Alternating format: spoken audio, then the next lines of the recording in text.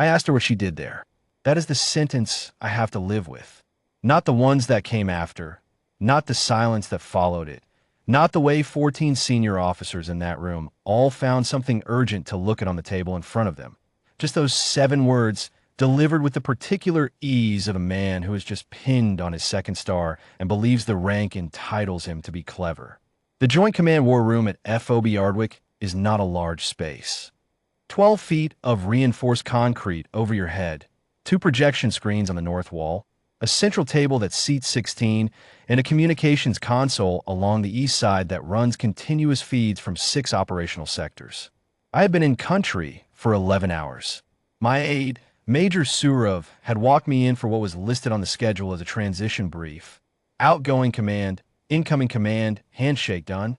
What I found instead was a room already in session. 14 officers around the table. Sector maps live on both screens.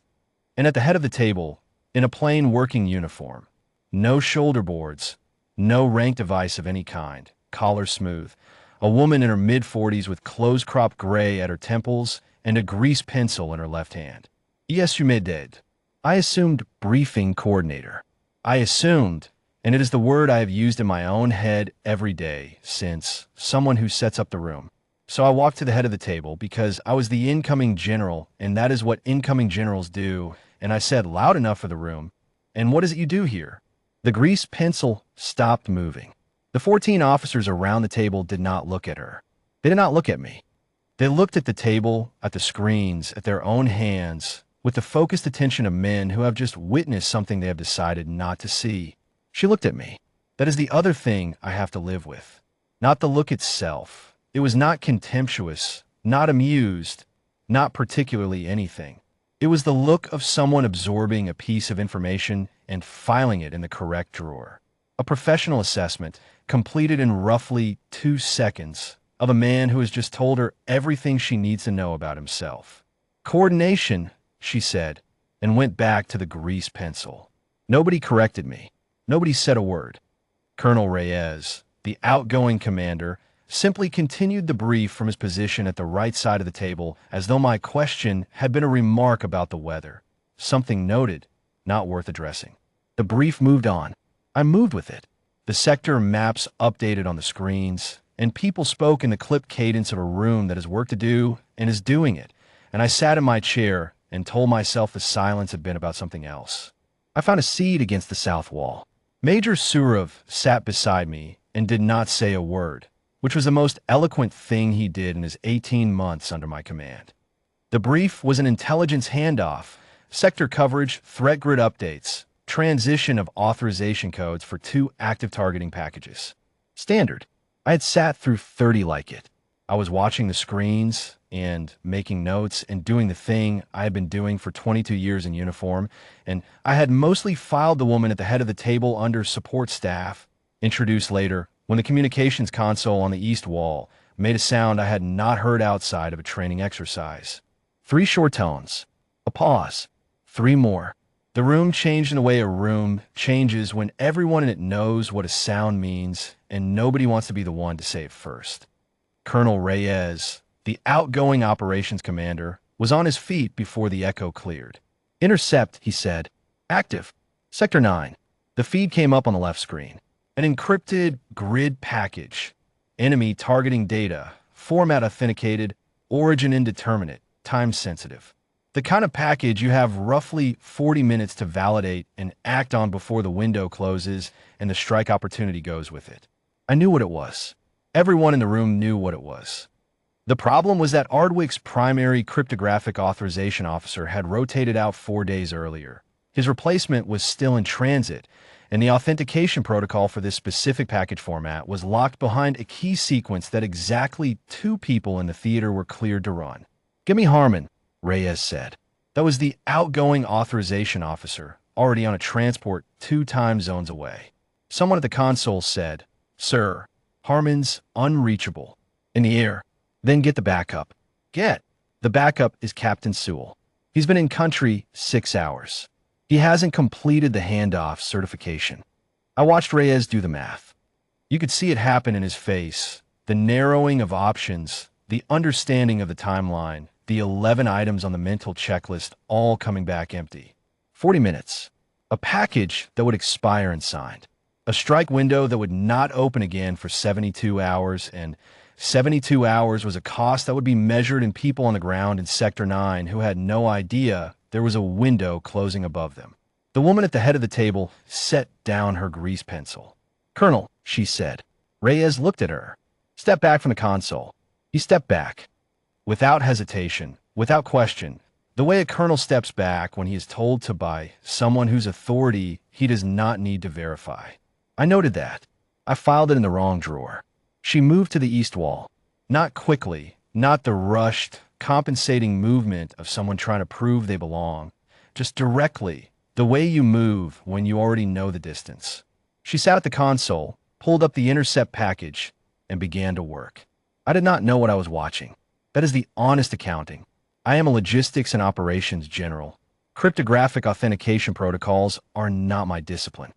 What I could see was that her hands were steady, that she was not consulting any reference material, and that she was speaking aloud in a low, flat voice, numbers and letter sequences, and what sounded like a field key derivation algorithm recited from memory.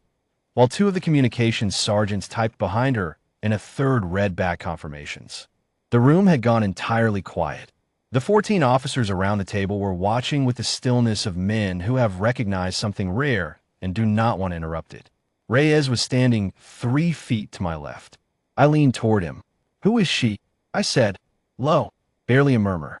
He looked at me for a moment. Then he said, also low, "Sir, I would suggest you read your transition binder this evening." At minute 4, she paused, asked for the Sector 9 overlay on the right screen, studied it for perhaps 8 seconds, and resumed. At minute 7, she flagged an anomaly in the origin packet, a timing offset the 2 on-site analysts had not caught, corrected for it verbally, and kept moving. The sergeants did not ask her to repeat anything. Nobody in the room spoke except in direct response to something she said. At minute 9, one of the sergeants said, "Authentication running," which meant the sequence was in the system and processing. At minute 11, 3 seconds passed. The console returned a solid green. The left screen updated. The strike package was authorized. She picked up the handset on the console, identified herself by call sign. "Iron Ledge, authorization confirmed, package authenticated, you are clear to execute," and set it down. The room did not cheer. Military rooms do not cheer. But there is a particular quality of silence that is the opposite of tension, and that was what filled the space in the 12 seconds after she set down the handset. 14 officers around a table, and every one of them simply breathed.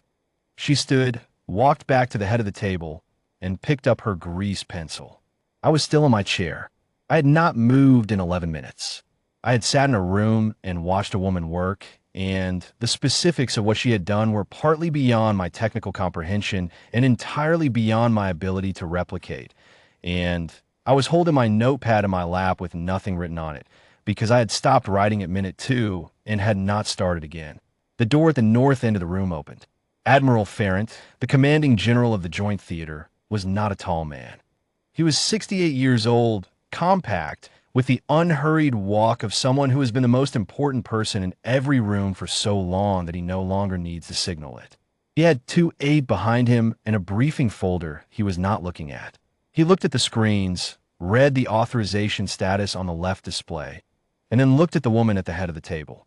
He walked to her, not to Reyes, not to the communications console, not to me, the newly arrived general whose transition brief this theoretically was.